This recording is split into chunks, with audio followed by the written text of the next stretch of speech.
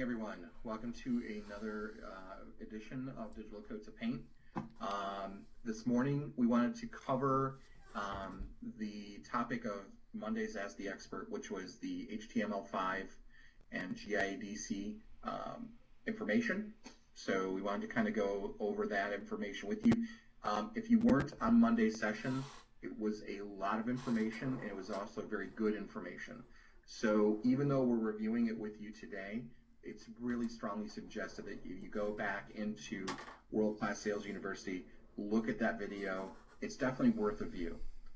In addition, Craig Lutz sends out an email to everyone after the sessions that also has a link back to the presentation, the recording, and additional information. Again, it's really worth revisiting, even past sessions. So, it's also good to check the calendar for future sessions. To make sure that you're on those calls. If it's something that you're dealing with, like GIADC issues, it's definitely good to be on these calls. So, all right, jumping into it, what we're going to do here is we're talking about the HTML5 conversion update. We want to briefly go over with you guys what HTML5 is, why it's important to our ad creation. We want to talk about standard animated to HTML5. And talk about converting those ads over to that format, HTML5. Then we're also going to talk about some new changes to OrderHub. I should say we're going to also go through customer supplies animated and the agency supplied high impact. Like there's some frames you can use to supply to the customers. And then Kelly's going to be great enough to be one of our guest speakers this morning and kind of show you guys some information like about a standard ad versus one that's been converted. So we're going to have Kelly jump onto the call in a few minutes. And then Brett is going to go over, we had an update to OrderHub. You should have all received that email, on Monday. So hopefully you've all cleared your cookie cache on your browsers, and OrderHub is now showing those updates for you. We're going to go through some of those changes so you're aware of them when you're placing your orders. Okay, jumping into it. So HTML5, what exactly is it? So the thing with HTML5 is it is considered a next generation file structure.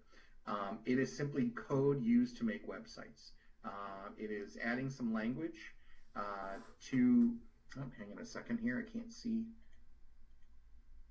Sorry guys. My screen kind of went funky for a minute there. So basically, it is simply code used to make websites and ads work. So rather than referring to HTML5 as like an ad type, really it should just be discussed as the language.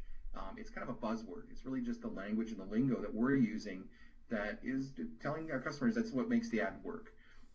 So since GIDC began building impact ad units, we tend to kind of interchange those ads between like high impact and HTML5.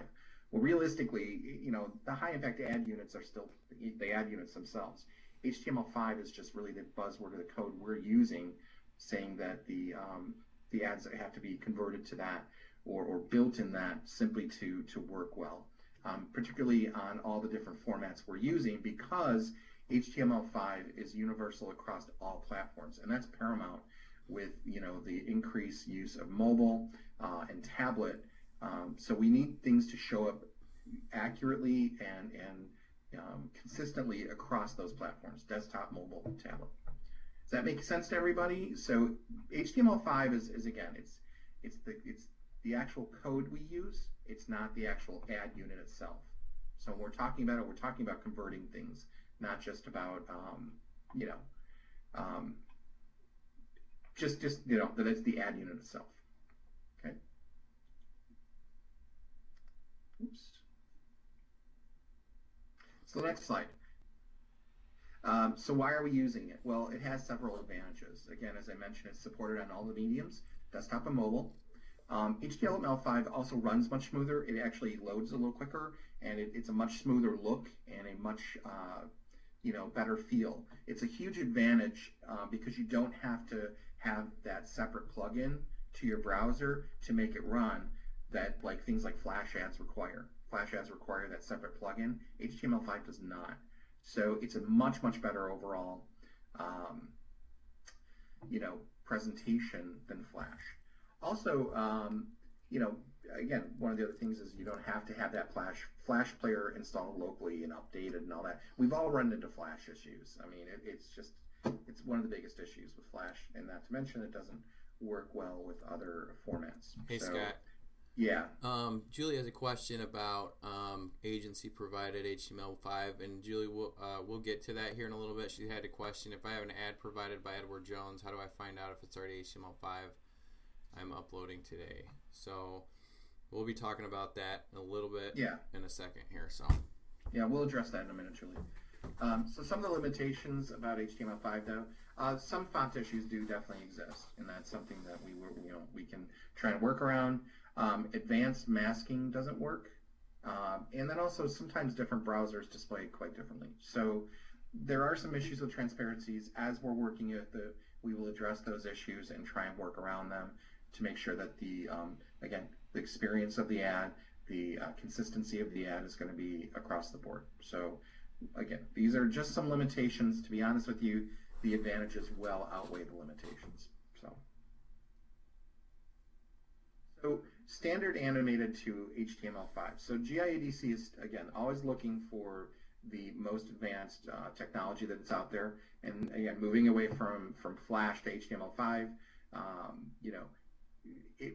basically GIADC, starting this past October, is building everything now in HTML5. So we're not working with that standard ad unit. It's built that way. These ad units, can have movement. 1 second, Brett. I apologize. My notes are a little bit hard to read, so no problem. So again, these ad units have movement, and you can see example of some ad sizes in just a minute. There's actually in that presentation, if you can get to that on the World Class Sales University, the Ask the Expert presentation, there's a lot of great examples there, as well as on the showcase. GIADC has links to multiple showcases. You can see a lot of different versions of these ads, and if you need those links, Brett or I'd be happy to supply those for you. So basically, along with looking at new technology, and again, GIDC is always looking for better tools for their artists. Their artists are also, becoming more knowledgeable about building HTML5 ads. So in the past, building these types of ads required some sort of code knowledge. So we really have to have graphic artists who are really up to date on this. Well, what GIDC has done is really, they're training all of their artists to build these types of ads, not just select ones. So, in the past there may have been a delay because only certain artists could use this type of format. Now, hopefully it's speeding things up a little bit because all the artists are going to be trained in this. So again, the other thing too is that we're now delivering through tags. It's not just simply, delivering a virtual file, tags are virtual files. It's not just simply delivering a URL. We actually are, using a virtual tag now. Does that kind of make sense to everybody? Rather than in the past, again, it's just some more stability for the ad itself. It's just a part of building out the HTML5. It's not necessarily something that we have to be concerned about. It's just the GADC. It's how they build out the new file structure. So just a part of what the new standard is moving forward. So the tags are just a part of that. So guys, if you have any questions about this too, GIADC created a digital ad type tutorial, and it's actually pretty simple to use. It's just some simple basic questions. There's a URL that, again, Ask the Expert Craig Lutz sent out the link to this URL, but we'll also supply it to you guys. It's just a simple questions. So this tutorial might ask you, what type of ad you're running. Does it include video? Is it expandable? So these kinds of questions will actually lead you to an answer saying you need to order the ad in this size or this format. So this is actually a really good tool you can use. Bookmark it on your desktop. It's like a Google Doc, but it is a really quick and easy way for you. If you're not 100% sure of what to order through GIADC, this is a great way to figure that out. So again, we'll send this link out to everyone, and it is also included on the Ask the Expert material sent out by Craig Lutz. Okay. So the other part too is that agency supplied high impact. GIDC has actually some frame templates for HTML5 supplied, and these have actually been in place for a while, but they are definitely there. If the agency wants to supply copy, these templates are what they can use. And this is also on that SharePoint site. And really, this is a process we've had in place for a while. This has not changed at all. I was just going to say, Scott, with this question that Julie had about if you already know it's HTML5 or not, I would just make sure that we talk with Jeannie, ad ops. I would give her, that file and see what needs to be done at that point. As far as reading code and everything, we're not programmers. We're not, experts in code. So to actually know the being HTML5, I'm sure there's an HTML5 converter tool out there that we can find out online. Right, Scott? I mean, that probably can't be hard to find. So I mean, we can give you that, and but in the meantime, before we give you that tool, I would check with Jeannie, send file structure over to her, and make sure that what do we need from this? What does the client need at this point? And then we can go from there. So we're going to be digging a little bit further into there. And also, Janie just mentioned and said, shouldn't the client know if it's an HTML5 format? If he doesn't know, again, we're just going to send the file to Jeannie. She'll send it to Central Ad Ops, and we'll see, what's going on. Can I interrupt? Julie, if he doesn't know, Julie, to be honest with you, then he probably doesn't have it converted. And again, just to be on the safe side, you're going to get that ad. It's going to need to be converted if indeed it's not. Brett's right. We need to just do the checks and the double checks to make sure that it's right. I would go under the assumption that it's not until you get that verification from GIADC. Scott? Yeah. This is Kelly. You can check with Jeannie, but you can also ask the GIADC right in your instructions when you upload it. Yeah. Please check this ad to make sure that it meets the best practices or the HTML5 standards that we have. They should be able to check that too. If you're uploading it and you're not sure and you can't get a hold of Jeannie, they should be able to look at it and convert it if needed. My guess is that 9 times out of 10, if your customer is submitting, it is not going to be in HTML5. This is a brand new format with new tagging, and in most situations that I have run across just with the reps and talking to them, with Edward Jones, with Roderman, with a lot of the different companies, most of them are not on task with this. So exactly. You're asking every single time. Yeah. You should be asking the GIADC, please check this. And Amanda just said yep. Amanda said yep because she's right. She's had that experience already. Well, we have a contact from the GIADC. It's April. I can't remember her last name, but we can give you her email.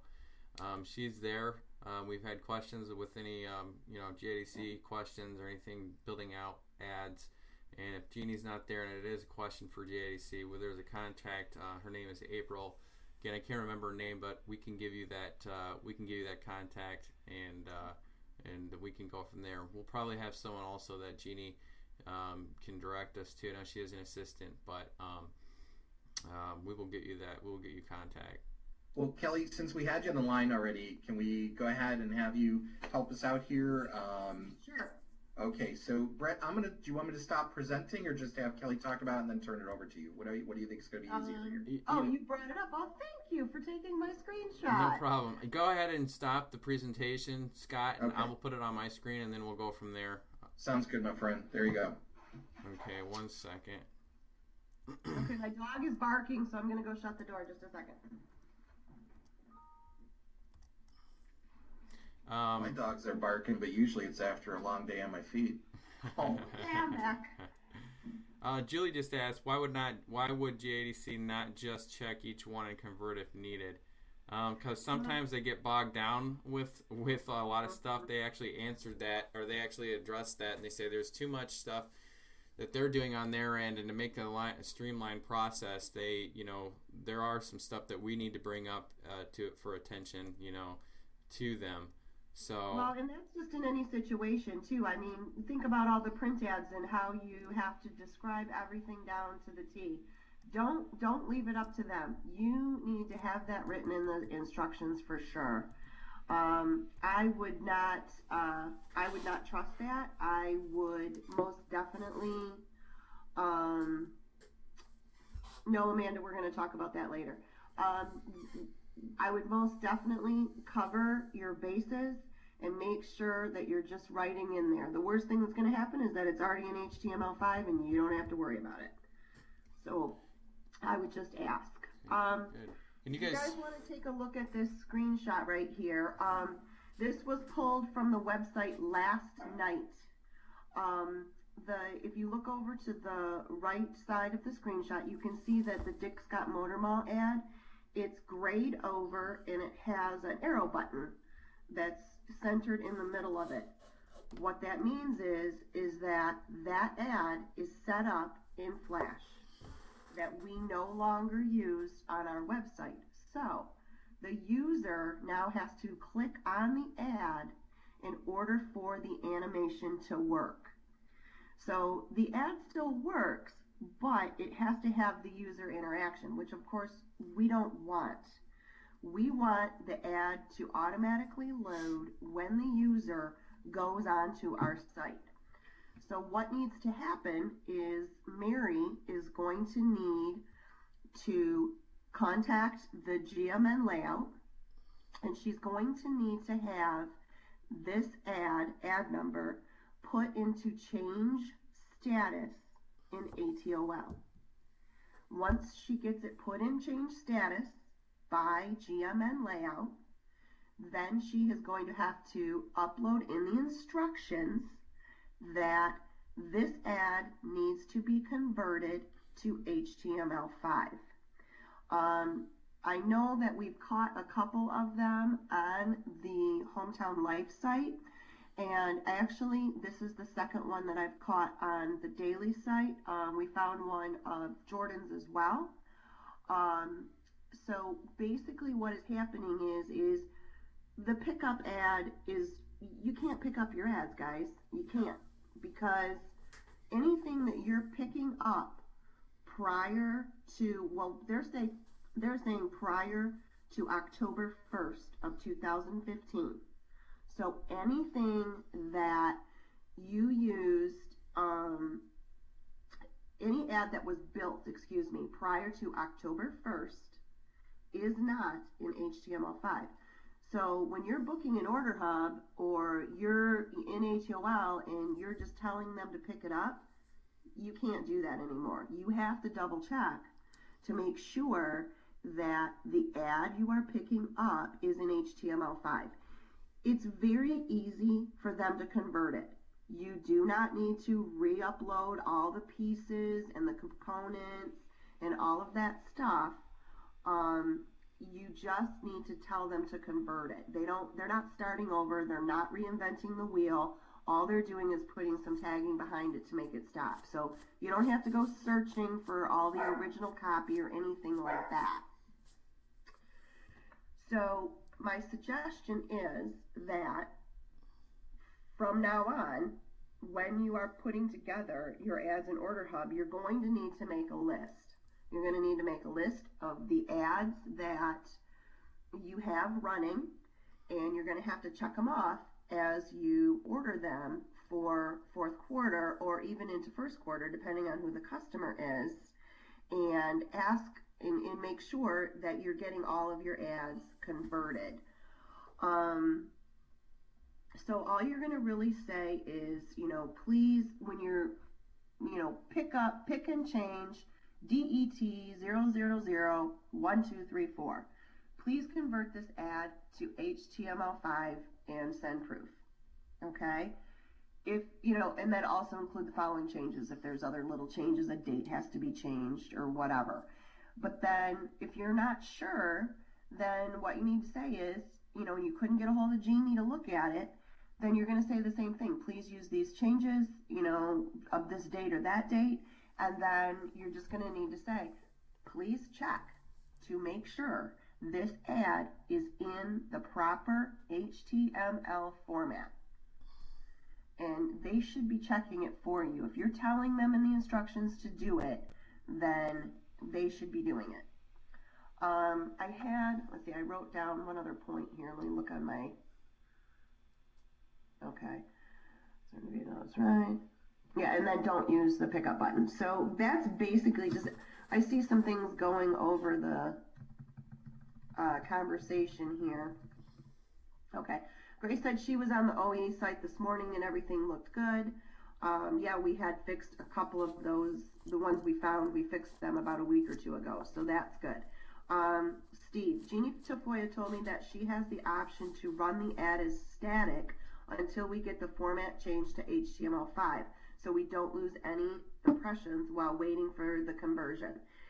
That is up to you. You guys, if you want it to come in as static, she can do that while it's, you're taking your day or two to get that changed over. That way it does show up and the user does not have to click the play button. Make sure you convey that to your customer, though. So your customer isn't expecting, not an animated ad, but it's static. So if that is the case, we need to make sure our customers are aware of that. Okay. Make sure to include with the instructions to convert to HTML5 the URL address which they now embed into the HTML5 ads. What?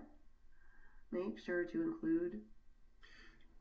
So basically, Kelly, when you're including, you've got to include the URL address, which we know we do anyway, but the URL address is now being embedded in the ad itself. It's not just linking to, there's actually code with that URL address in HTML5 ads. So you've got to include the URL, and if you have a UTM code created by Jeannie Tafoya or Brett or I, you've got to include that whole address. So that's just a necessary part of the order.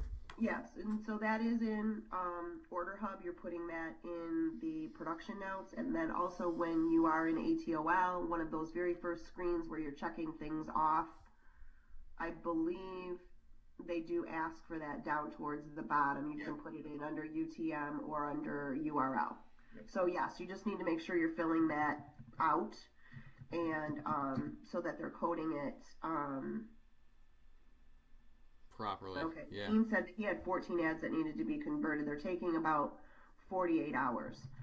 So if you need to take them down for 2 days and then put them back up, or put them in static, depending on whether or not it's a time, type of ad, or if it's a branding ad, take it down, put it back up in a couple days, and go ahead and let Jeannie fulfill the rest of the impressions. Does anybody else have any questions? In ATO, when you enter the changes, there is an option at the bottom that is required. Yes, that's what I thought. Yeah. Steve, you're probably right. They probably are getting a lot of conversion requests. But again, as they're learning this, they're getting faster. 48 hours, it's not bad, all things considered. It could be a lot longer. Well, the question was that why can't they just automatically pick up everything that's already out there? I think that they were trying to do that, and then April from GIDC said that they were doing that, but it was causing some delays, and it started really bogging them down. So they really had to focus on what was already out there. And then if you have something out there, just bring it to their attention.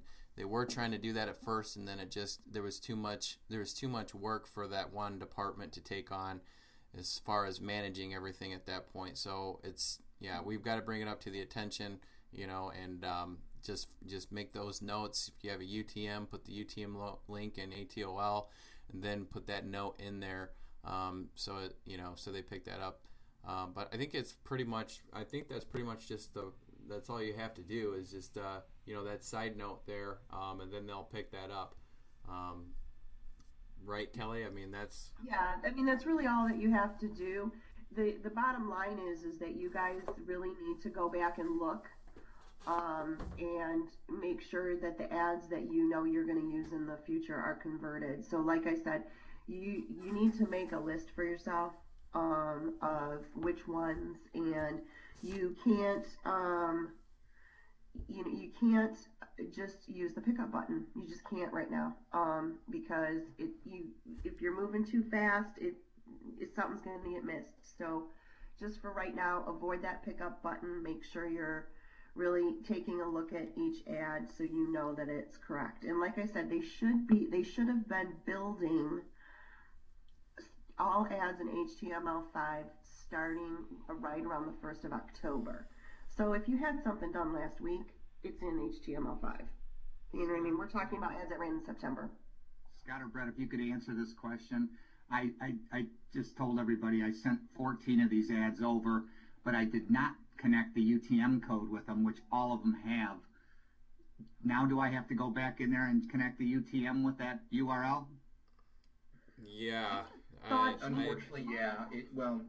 I mean, they're going to use whatever URL you provided to embed in the code. Yeah. If you did have a UTM code, unfortunately, yeah, you're going to have, because they're going to have to go back in and recode it. Even though that UTM code is already in the production notes in OrderHub, I still have to go back in and do this? Well, if it's already in there, that's a good question. If it's already in there, yeah, I don't think so. If it's already in there, you don't have to. Just put the side note. But if you don't have it in there, you do need to have. It's whatever link, the actual link that you have. That's what they're going to use. So if you already have a UTM for it and it's already in, it's already in there, then that's fine. Then just add the side note. But if you're wanting something to have a UTM and you don't have one and you're trying to convert to HTML5, then you do need to update it to the UTM.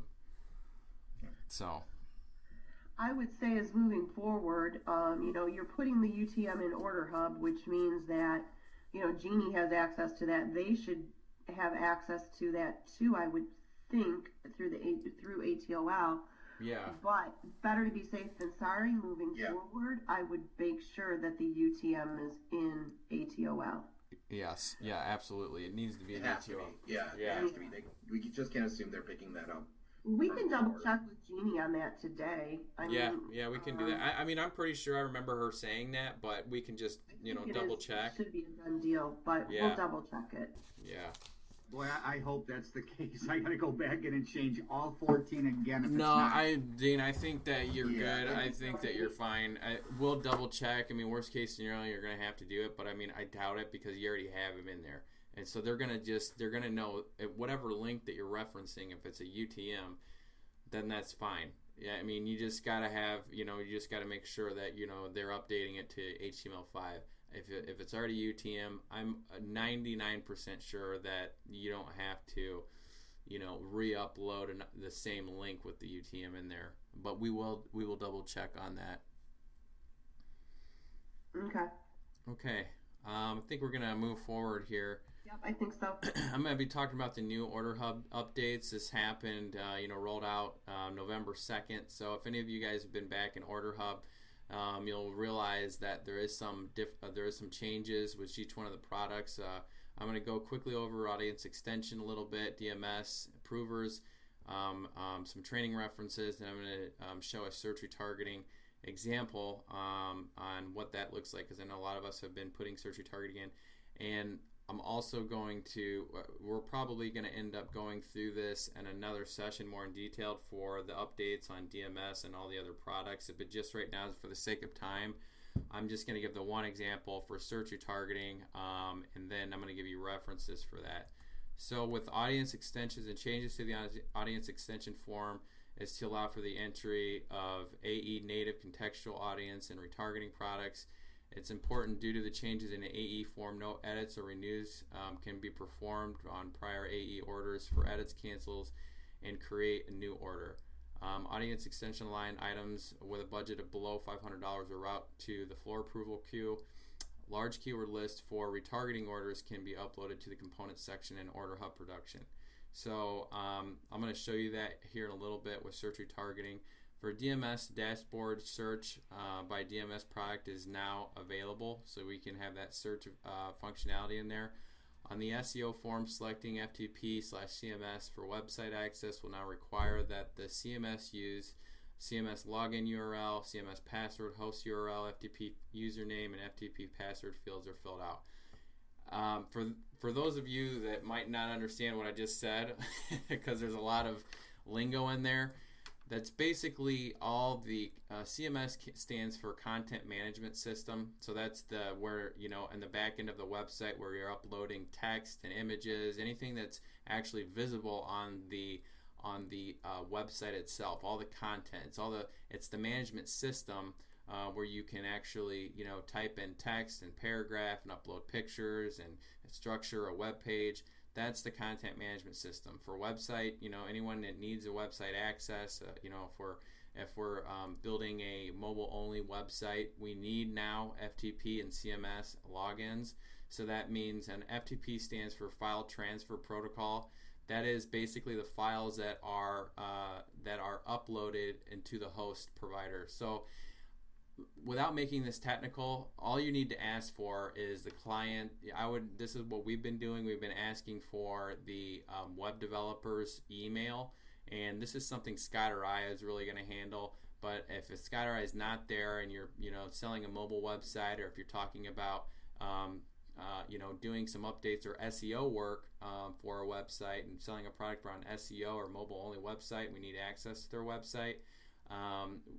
Just contact the web. We just want an email for the website provider or the developer for the client. We can get all that information. But that's the stuff now that you can upload into OrderHub. Before, we had to just actually relay that to the web developers at GeoDigital. Now we have the option to actually upload all of that stuff, and it's actually required now when we're putting DMS products into OrderHub. On the targeted email form, selecting yes for have you had an email count pulled in the last 60 days. Field will now require the count ID to be entered. Before, it wasn't required for the count ID and when we're putting targeted email blasts in, but when you get a pull for a targeted email blast, if you're thinking about doing one or need one, or if you're actually putting the product in, we need the account ID number is attached to that. That's what they send to us when we get those numbers back. It's a requirement now. So the option of online sales has been added to the DMS to grow social ads package as the option under campaign goals. So before it was just basic campaign overviews, sections, and fields. Now that there's an option for online sales on the DMS. So those are a couple of changes on the targeted email, online sales for social packages, all the website information for mobile only, or if we're doing any SEO work on the OrderHub side of DMS. Any questions with that so far? Okay. Approvers, flat rate, and discounting surcharges not allowed on the same order line item. That's going to be there it's going to be there in OrderHub, so you'll be able to see that. As far as those line items will be there, and you'll be able to see if we're going under minimums, whatever. They're going to have to be approved first instead of just going through. Order level and line item level flat rates not allowed under the same order and line item. So they sound like they're going to be segregated there. We haven't put in any orders yet to where we need to have that come up, but when we do, we can go over that again in more detail. The training references for this, no more details on these changes. There's OrderHub 2015 release. There's notes. There's a link on this. We're going to be sending out this presentation. That link is right here. And then to view a video of entering a new audience extension order, there's a link for that. There's actually like a 20-minute video on that, but I'm going to quickly go over it real quick, at least for search retargeting. But they do cover all the other components as far as site and contextual and all that stuff. So we'll actually get into that a little bit more, down the road. But we're just for the sake of time and how much we're covering right here. We are going to just kind of keep it really basic right now. The complete documentation, including a whole new section for audience extension, can be found in the OrderHub entry manual located at this link. So again, we're going to be sending this out. Feel free to look over all this stuff if you have any questions. And a lot of the information that you will probably have questions for can be found in these resources. So yeah, Brett, if I can add real quick, those videos are great, guys. They're really helpful. So it's a really great resource. If you can use that link, it was sent out on Monday. This is really good information. Use those videos. Yep. If you have questions, they're very step-by-step. Yep. So let me zoom up a little bit here so if you guys can see. Can you see my screen okay here? Yeah, it's good. Okay. So this is just an example. This is example of search retargeting, what we're doing. What we're going to be doing, it's just going to be the media type, audience extension, just like before, advertiser domain, advertiser vertical, the market that's there. Now, when we're selecting audience extension and media type, there's going to be 4 different, you're going to notice that there's a new drop-down list. Before it was remarketing and I believe site, and now it's audience, contextual, native, and retargeting. So when we're doing retargeting, obviously we want to pick retargeting. If we're going contextual, that means having ads served up on a site that's relevant to the content on that site, and it reads the context and serves up ads for that. That's there, and then audience targeting. Picking those certain sites that the audience or that the client wants to target that we have available on the whitelist, and then also native. So for this purpose, it's going to be retargeting. Select the dates. Then we also have it'll automatically go in here for when we're putting in the dates. It will have the durations and billing installments. For this, it's 6 months. The budget right here is where you enter it. You can do it with the point decimals or not. It does say use the decimals, but you can do either or. The budget spend, CPM spend, that is going to be the CPM spend. So we know that search retargeting is $7, so we're highlighting CPM spend. Everything else, cost per click, cost per acquisition, don't worry about that right now. That's not relevant to search retargeting. So for search retargeting, it's going to be CPM spend. Impressions, it automatically calculates it for you. We're going to be selecting local retail unless you're in automotive, or if you're doing the verticals here that are relevant to your industry. Going up here, we're going to be obviously filling out the campaign name. Hey, Brad, actually, can I interrupt for 1 second? Kelly had a quick question. Yeah. She wrote, is the budget the total, yes, not per month? That is correct. It's the total. It's the total. We had issues with that before when we were coming out and building out these. Yes, it is the total. So make sure that whatever you're having per month for the impressions or whatnot, you want to calculate that for it to be the total. The budget needs to be, the total that we have going on. So it'll calculate. So it's $500 per month for 6 months. You want to put down the correct total budget. Right. Yep. Now for retargeting, we can do site retargeting with this. When we talk about retargeting in this, retargeting means everything. So this one drop-down list can mean search retargeting, can mean site retargeting, and it can mean geofencing frequency. The frequency that we retarget on geofencing. So for this though, we're doing search retargeting. If we were doing site retargeting, we would put the pixel name in here that we'd get back from Genie. We're not doing site retargeting right now, but if we are looking forward, that's where we would put this. This is the new line item that they have put in OrderHub. The keywords you can upload now instead of. I asked Genie about the keyword request form. We still want to send the keyword request form in the format that we had advised you guys and was telling you guys. We're going to still be sending this to Genie, but now we are also putting it in here. So this is where we will put those keywords in here. So we're doing it actually both in OrderHub and for Genie. She's going to collect those. Right now we're not going to be discussing geofencing, but this is a geofencing section right here. We'll be talking about that later when we discuss geofencing. But then also the postal code, just like when we were doing before, it's the same thing. It's just, if you have a DMA, you can put that in there. Postal code is for search retargeting. Radius by postal code is, I believe that's more for a geofence product, but you could probably also do that for search retargeting. But lately we have just been putting in the individual postal codes. We're going to be selecting mobile and desktop for this, for everything for search retargeting.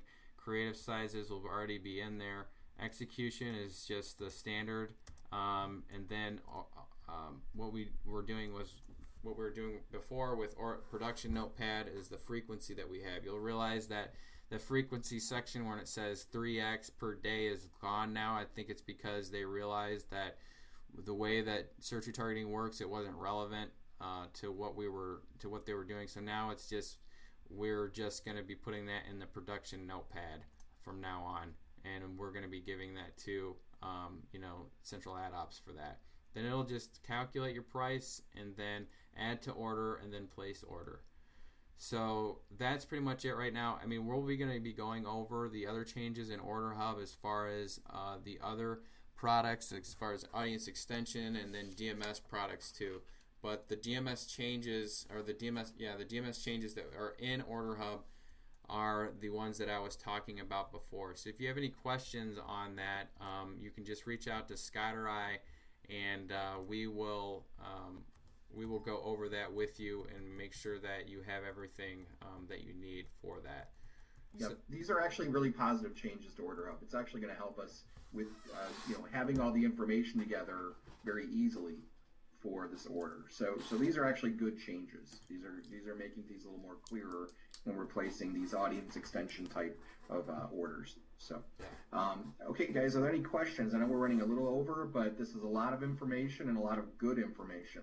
So, any questions right now? You can either type them in or unmute yourself and speak out.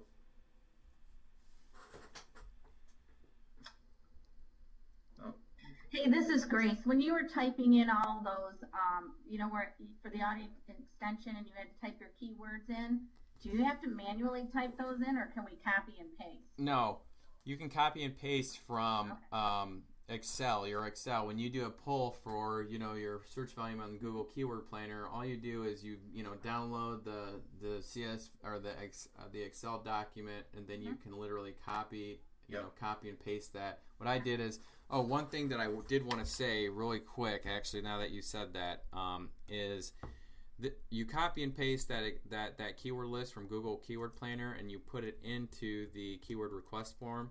You send this off to Jeannie, and this is where you copy and paste it, and I just end up copying this list and then putting it into OrderHub. But one thing I do want to say that's actually really important that I caught is that when we're uploading this keyword list, by default, the margins I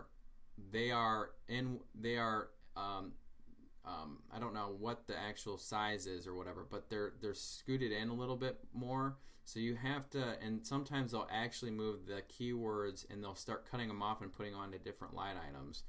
Trying to get this again to where it actually does, I can move the margin here, right here.